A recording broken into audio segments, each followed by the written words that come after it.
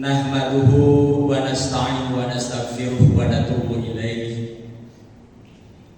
wa na'udzu billahi min shururi anfusina wa min sayyiati a'malina may yahdihillahu fala mudilla lahu wa may yudlilhu fala hadiya lahu asyhadu an la ilaha illallah wahdahu la syarika lahu wa asyhadu anna Muhammadan abduhu wa rasuluh.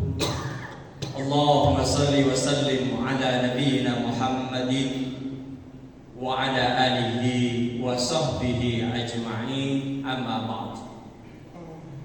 Faya ibadallah, usikum wa nafsi bitaqwallah wa ta'atihi la'allakum tuflihun.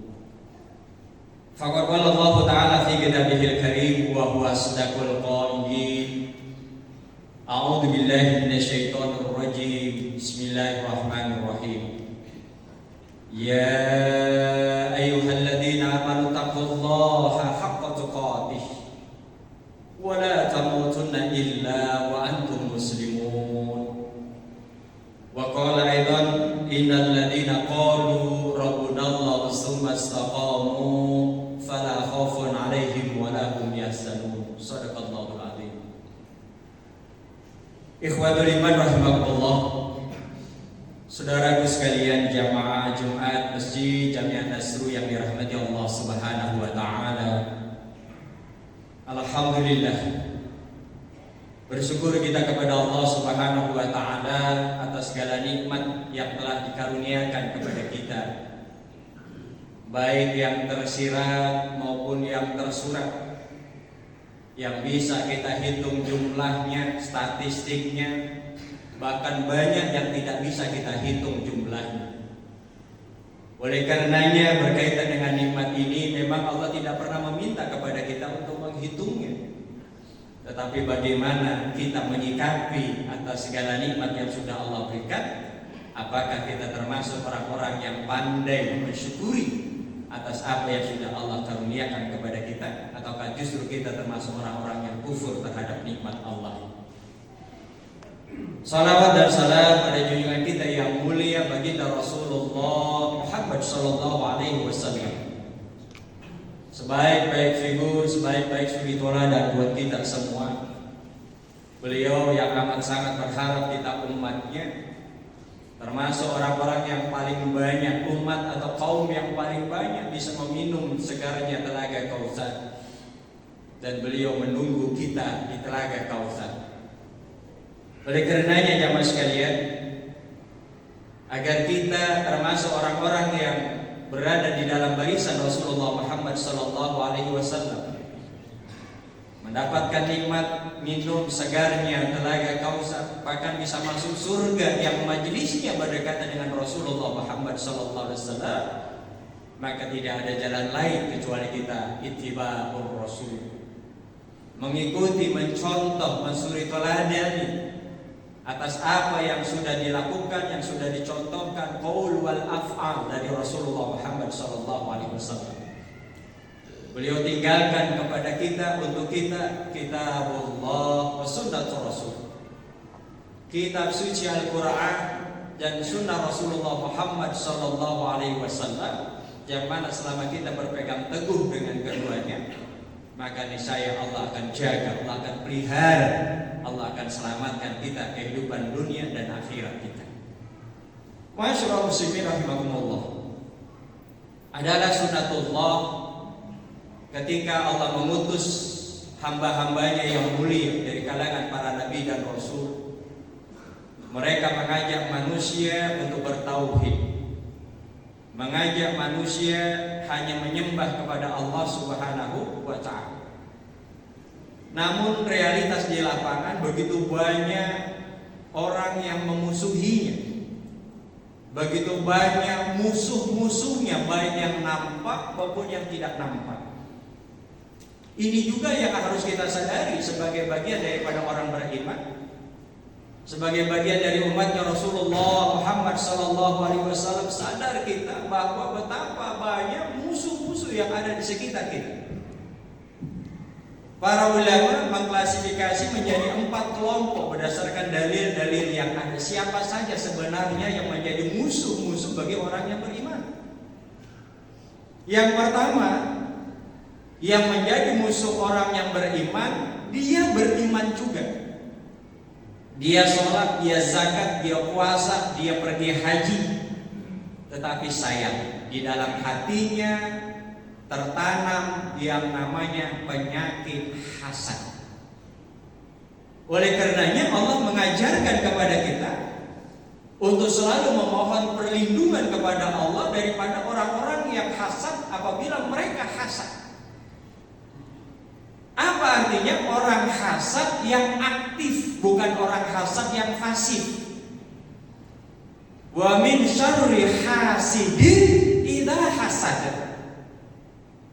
Kita diajarkan oleh Allah, dan itu artinya jangan kita merasa aman daripada orang-orang yang di dalam hatinya ada sifat hasad. Siapa itu orang yang bersifat hasad? Imam An-Nawawi menjelaskan orang yang berpenyakit hasad adalah orang yang tidak ingin apabila ada orang lain mendapatkan kenikmatan, mendapatkan anugerah dari Allah, dan dia berharap atas apa yang sudah Allah berikan itu hilang atau tercabut dari dirinya. Artinya orang yang di dalam hatinya ada penyakit hasad tidak ingin orang lain sukses, tidak ingin ada orang lain lebih baik daripada dirinya. Bahkan dia berusaha untuk mengambil ataupun merampas atas apa yang sudah Allah berikan kepada orang lain. Lihatlah iblis.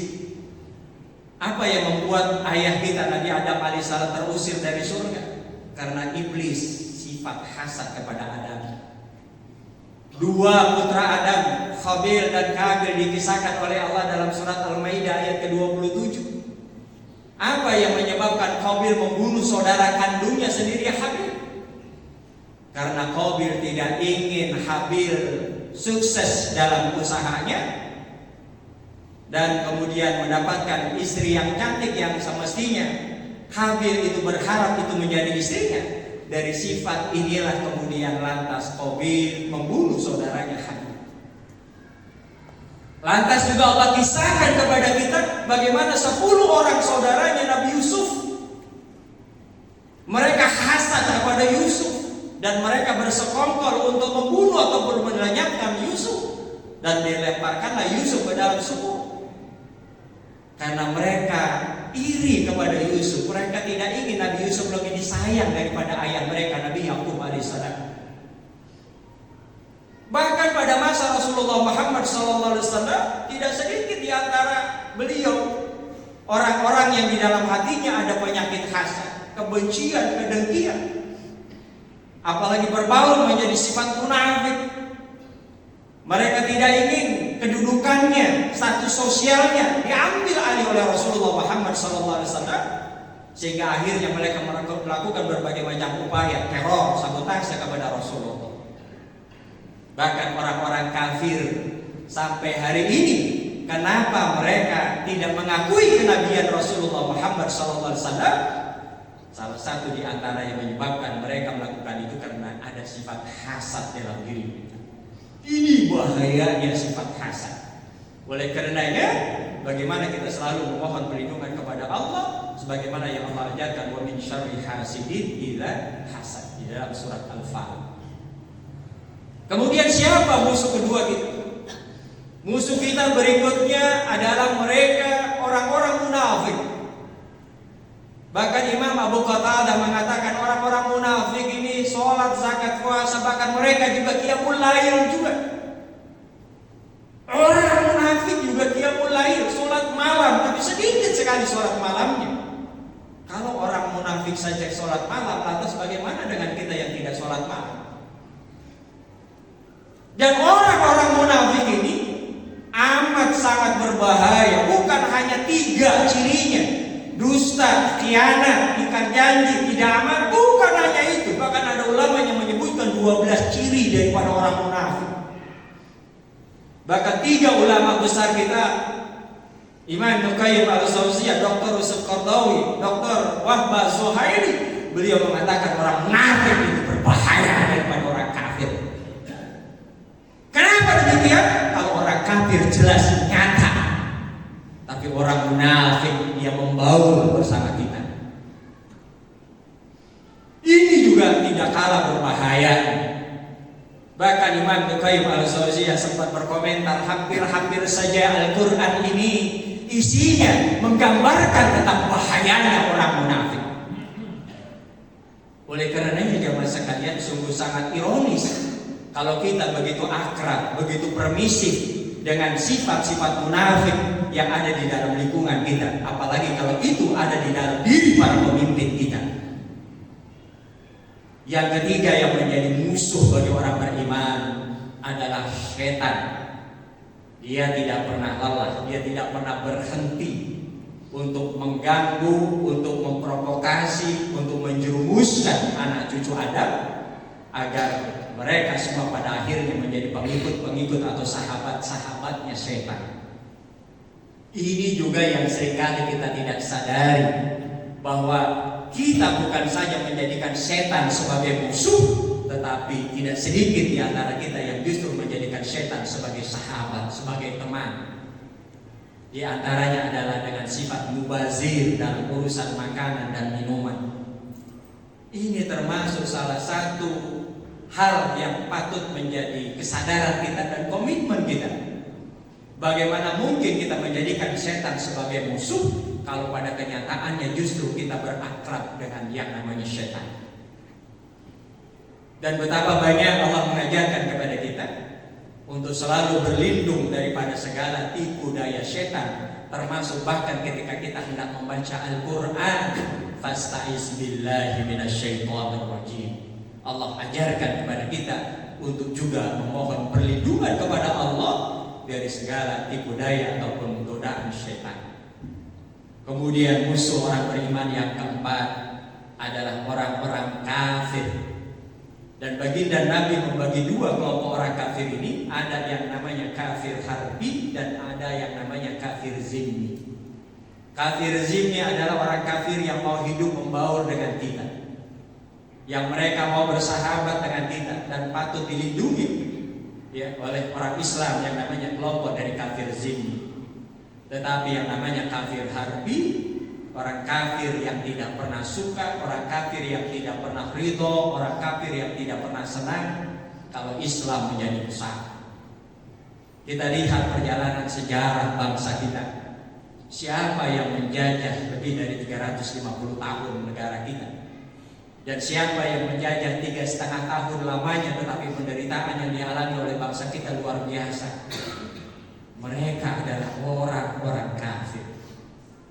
Dan jangan lupa, sekalipun kita sudah memproklamasikan kemerdekaan kita 17 Agustus tahun 45, kemudian Belanda kembali ke Indonesia mendompleng dengan tentara nikah, mereka tidak ikhlas, mereka tidak ridho, dan mereka ingin menjajah kembali sampai akhirnya keluar resolusi jihad dari para ulama kita. Siapa mereka yang ingin terus-menerus merongrong negeri kita? Tidak lain dan tidak bukan adalah orang kafir. Dan sampai detik ini mereka tidak pernah diam.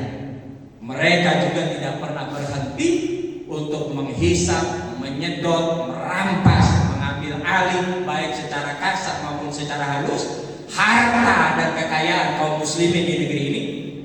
Siapa lagi kalau bukan adalah salah satu di antaranya adalah kelompok dari kalangan orang-orang kafir. Ma'asyiral muslimin rahimakumullah. Inilah yang harus kita sadari, bahwa yang namanya hamba Allah yang beriman adalah sunnatullah. Mereka akan berhadapan dengan musuh, baik yang nampak maupun yang tidak nampak. Dan salah satu di antara senjata kita adalah memohon perlindungan kepada Allah Subhanahu wa taala. Bagaimana kita mawas diri di dalam menjalani kehidupan, jangan sampai justru tanpa kita sadari kita justru menjadi bagian daripada musuh-musuh dari orang yang beriman. Semoga menjadi manfaat dan menjadi ibrah buat kita semua. dan semoga Allah jaga, Allah pelihara kita kaum muslimin khususnya di negeri ini daripada konspirasi jahat dari 4 kelompok ini. Summa na'udzubillah. Barakallahu li wa lakum fil Qur'anil Karim wa nafa'ani wa iyyakum bima fihi minal ayati wa zikril hakim wa taqabbal minni wa minkum tilawatahu innahu huwal ghafurur rahim. Allahumma shalli ala sayyidina